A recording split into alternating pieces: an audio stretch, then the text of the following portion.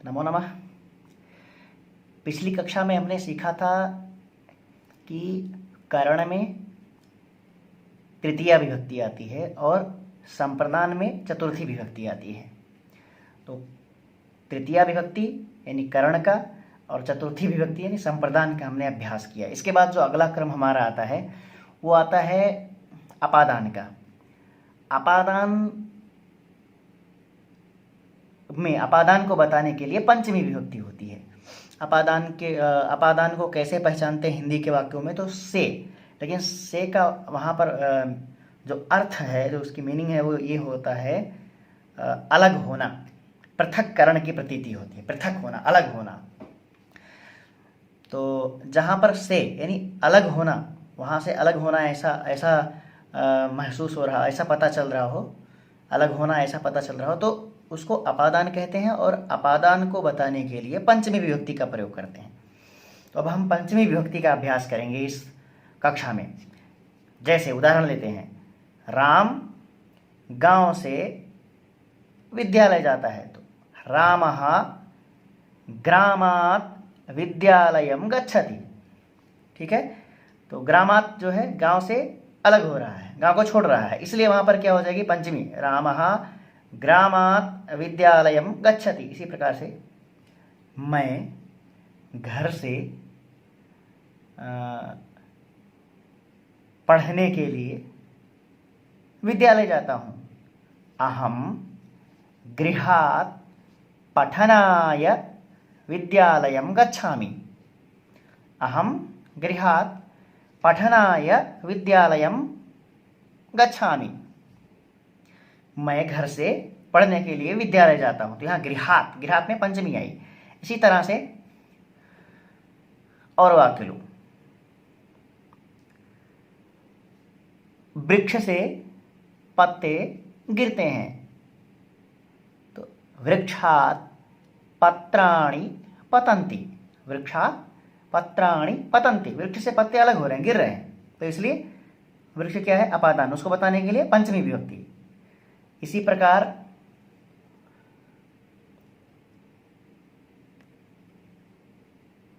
आकाश से जल गिर रहा है, आकाशात् जलम पतति, जल गिर रहा है। इसी तरह से घोड़े से वह गिरता है, तो सह अश्वात् पतति।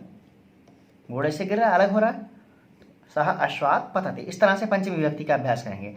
अब पंचमी विभक्ति में भी कुछ पद ऐसे हैं, कुछ शब्द ऐसे हैं उन शब्दों के आ जाने पर सीधा पंचमी विभक्ति लग जाती है। जैसे अन्यः,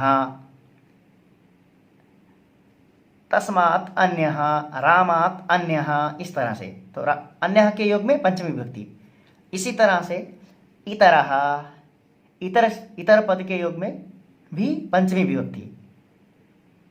इसी तरह से रीते शब्द है, रीते शब्द का भी अगर प्रयोग कर रहे हैं, रीते इस पद का हम प्रयोग कर रहे हैं, तो भी इसके योग में क्या आ जाएगी? पंचमी विभक्ति आ जाएगी। ज्ञानात् रीते मुक्ति ही नास्ति, इस तरह से। तो रीते के योग में पंचमी विभक्ति। इसी तरह से प्रत्यक शब्द है, पूर्व शब्द है, पूर्वः दिशावाची शब्द, और दक्षिणा शब्द है। ये सारे शब्द अगर आते हैं तो सीधा पंचमी विभक्ति लगा देनी है, कुछ विचार नहीं करना है। इसमें सीधा दक्षिणा शब्द दिखा, पंचमी लगाइए।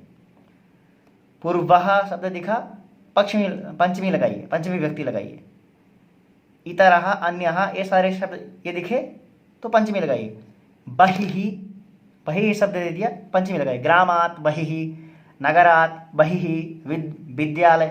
विद्यालयात् बहिः, पंचमी विभक्ति आ जाएगी। तो इस तरह से हमको पंचमी विभक्ति के वाक्यों का अभ्यास करना है।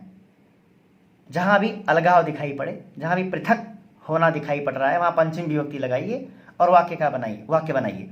तो इस तरह से पंचमी विभक्ति तक हम पहुंच चुके हैं। बिल्कुल अभ्यास करते जाइए। रोज जो है 10, 20, 30 वाक्य, 40 वाक्य, 50 वाक्य बनाते जाइए। एक एक विभक्तियों में बनाते जा रहे हैं, तो उससे हमारा क्या होगा?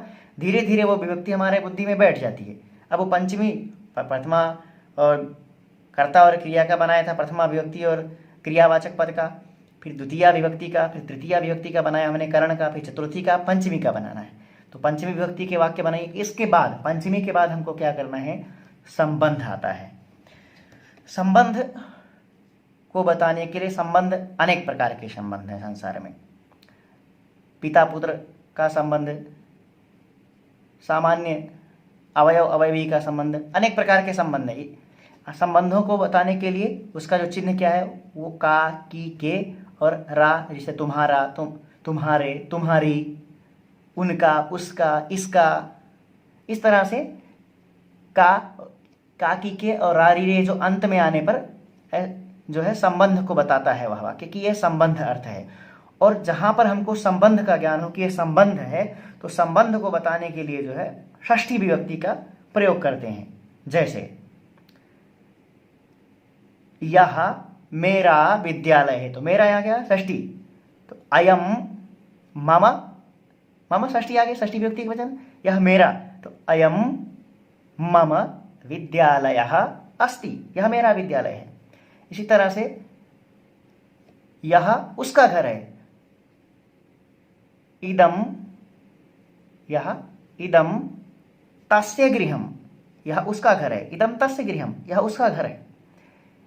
इसी तरह से राम दशरथ का पुत्र है, रामः दशरथस्य पुत्रः अस्ति, राम का आ गया दशरथ का, तो दशरथस्य पुत्रः, उसका पुत्र है तो तस्य पुत्रः, षष्ठी विभक्ति।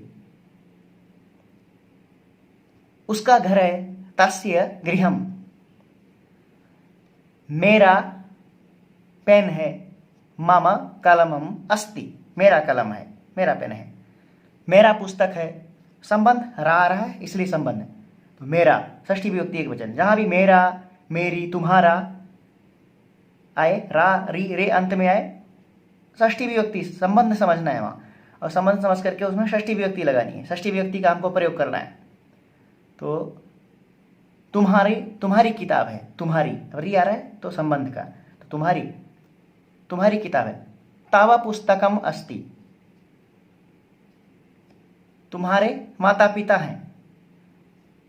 तव पितरौ स्तः, तव पितरौ स्तः, तुम्हारे माता पिता हैं। मेरा नाम, जो भी है आपका, मेरा नाम यह है। मम नाम इदम अस्ति, तो जहां पर भी रा, री, रे, काकी के दिख रहा है वो संबंध है, और संबंध को बताने के लिए षष्ठी विभक्ति का प्रयोग करिए। तो इस तरह से षष्ठी विभक्ति का अभ्यास, षष्ठी विभक्ति लगाते रहना है। तो अब पूर्व में जो वाक्य रचना जो बताई गई, जो अनुवाद का क्रम बताया गया है, उसको उसी तरह से अभ्यास करना है, कर ही लिया होगा उससे। अब उससे करते करते करते करते हम यहाँ तक पहुँचते हैं। अब संबंध पंचमी विभक्ति का और षष्ठी विभक्ति का इस क्रम में, इस कक्षा में हमको अभ्यास करना है। पंचमी विभक्ति और षष्ठी विभक्ति के वाक्यों का हमको अनुवाद करना है, बनाना है। बना करके आप लोग अभ्यास करिए।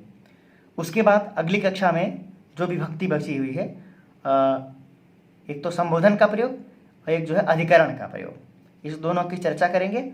और उसके बाद फिर जो है सारे विभक्तियों का अनुवाद लगभग अभ्यास हो जाएगा, नॉर्मल अभ्यास हो गया। इसके बाद जो है हमको समझ में सामान्य आने लग जाएगा कि अब इस तरह से अनुवाद बनता है। उसके बाद फिर हम विशेष चर्चा करेंगे कि अब इसके बाद आगे का क्या हमको करना है, कैसे हमको आगे बढ़ना है। जब इतनी विभक्तियों का हमारा अभ्यास जब हो जाएगा सामान्यतः, तो उसके बाद हमें आगे कैसे पढ़ना है, इसका हम अगली कक्षा में विभक्ति, जो बची हुई विभक्ति है, और उसके बाद फिर अगर समय जैसा होता है तो आगे कैसे आगे और क्या करना है उसके बारे में बताऊंगा मैं। ठीक है, धन्यवाद।